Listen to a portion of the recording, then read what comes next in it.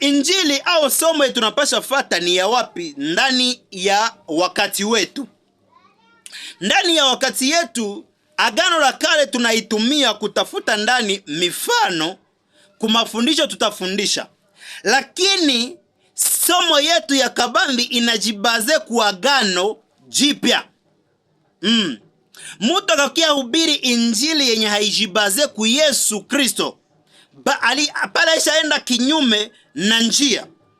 Uvuli inakala ku uso wake. Juu iondolewe inalomba kwanza geukie Kristo, njo uvuli itaondolewa. Njo ile kitambala itaondolewa, yeko kumacho akageukie Kristo. Injili yetu tunapasha tembea nayo ndani ya Agano Jipya ni neno ya injili yenye Yesu na mitume balihubiri. Haupasha hubiri neno yenye ba mitume abakuhubiri. Kwa watu wanakuyaka na maneno za mingi, kukuwa nasema ndiyo habiandikwe, ndiyo Yesu akubisemako, ndiyo ba mitume akubisemako, meye nalomba tubiitike vile. Haiko njo vile. Matayo sura 28 mstari wa 19 mpaka 20. Matthieu chapitre 28 verset 19 mpaka 20. Yesu akasema, akaambia wanafunzi, akawapatia misio mitume. Akaambia, enendeni ulimwenguni pote, mkawafanye mataifa yote kuwa wanafunzi, mkiwabatiza kwa jina la Baba na Roho Mtakatifu, na kuwafundisha kuyashika yote niliyowaamuru ninyi. Na tazama, mimi nipo pamoja nanyi hadi mwisho wa nyakati. Niko pamoja nanyi. Yesu alituma ba mitume basiende hubiri injili zengine za mingi isipokuwa byenye alibafundishaka. Donc misio ya Agano Jipya ni kuhubiri maneno yenye Yesu Kristo alisemaka, yenye Yesu Kristo aliachia ba mitume. We mwenye unajiuliza kama vya wapi njoo napasha fata na vya wapi njoo napasha achana navyo, tafuta injili, tafuta maneno yenye Yesu na ba mitume balihubiri. Ile njo injili tuko nayo ku wakati wa Agano Jipya. Kui wakati yetu njo injili tumepewa. Ukisikia mtu anakuya na injili yenye haina nafasi katikati ya Yesu na ba mitume, kuwa na irejete pembeni. Usikuwe nafatana nayo. Atakwambia aliona maono, atakwambia aliona nini. Wagalatia sura 1 mstari wa 6 mpaka 9. Galate chapitre Wagalatia sura 1 mstari wa 6 mpaka 9. Galate premier chapitre verset 6 mpaka 9.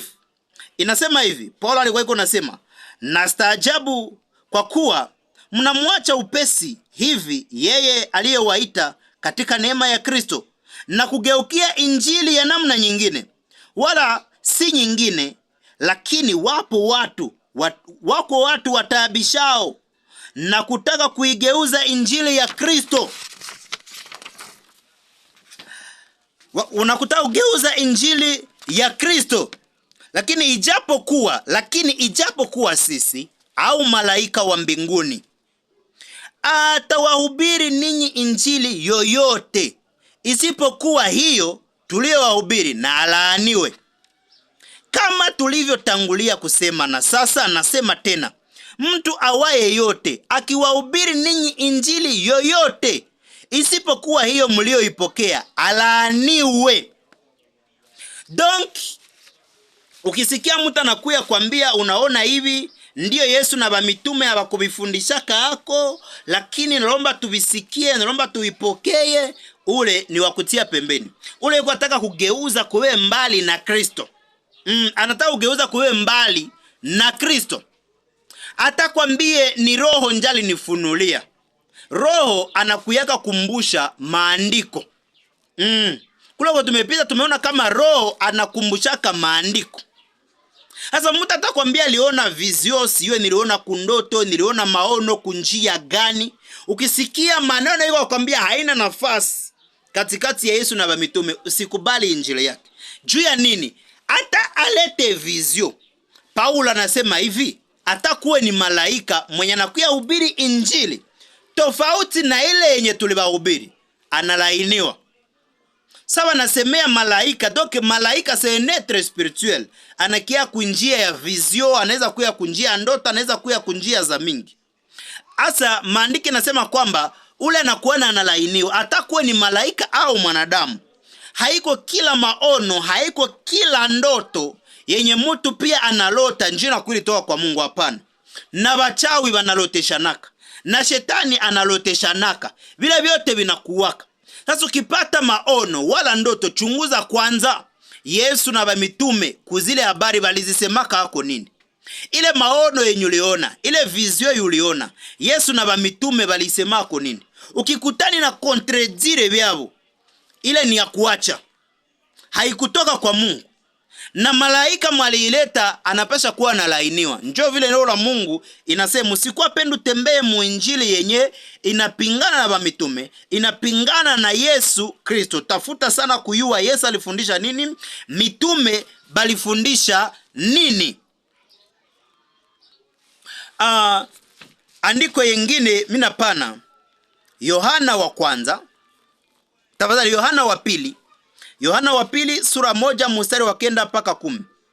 Deja premier chapitre verset 9 à 10 inasema hivi: kila apitaye cheo wala asidumu katika mafundisho ya Kristo, yeye hana Mungu. Yeye adumuye katika mafundisho hayo, huyo ana Baba na Mwana pia. Mtu akija kwenu naye haleti mafundisho hayo, msimukaribishe nyumbani mwenu, wala msimpe salamu. Ukikutana mtu aukia kuhubiri injili, anakwambia iko na mafundisho ya kimungu, lakini unakutana habina raporo na Yesu Kristo, habina raporo maandiko na beba mitume balifundishaka. Kama unasikia ile injili haiko njoo amekuya na, kama hakuye na ile yenye unayua, ile wa mitume balifundisha, ile yenye Yesu alifundisha, anahubiri vitu vyenye wa mitume wakufundisha na Yesu akufundisha, anajibaza anajifokalize ku vitu vyenye Yesu akufundisha. Ba mitume akufundisha njoo anajifokalize kwavyo sana. Yohana anastwambia hivi, ule mtu kama anakuya na maneno yeyote haiko ile injili, aseme ule msikuwa na mkaribisha na munyumba. Kama nakuya juu ya kufundisha, msimukaribisha na munyumba zenu, msimwambie na salamu, kwa naambia mtu atoke aende. Mtu kisha sikia nakwambia hivi ndiyo Yesu akubisemaka hako, ndiyo ba mitume habakubifundishaka, ndiyo aba habakujibazaka kwa vile mbeni vya maana. Paulo anasema analainiwa, alafu Yohana anasema yeye kwa namwambia toka wende. Kwa mwambie sina muda ya kusikia vyako, wende, sina muda. Juu ya nini? Yesu alituma wanafunzi akamwambia mwende mfundishe watu kushika vyenye nilibaagiza, vyenye mie nilibaambia. Akamwambia na Roho Mtakatifu atakuwa na bafundisha na kuwakumbusha. Njoo vile wewe mwenye unataka kutembea na Mungu bie mwi wakati yetu, tafuta Agano Jipya. Kama utasoma na kwa Agano la Kale uko na reference ya Agano Jipya. Njoo vile hata ni maandiko. Na kama wengine hayo habiko na maandiko, kama maandiko inavikatala, usiletee watu ndoto zako, usiletee watu mawazo yako, usiwaletee aseme maono yuliona, ile haikutoka kwa Mungu. Njoo vile.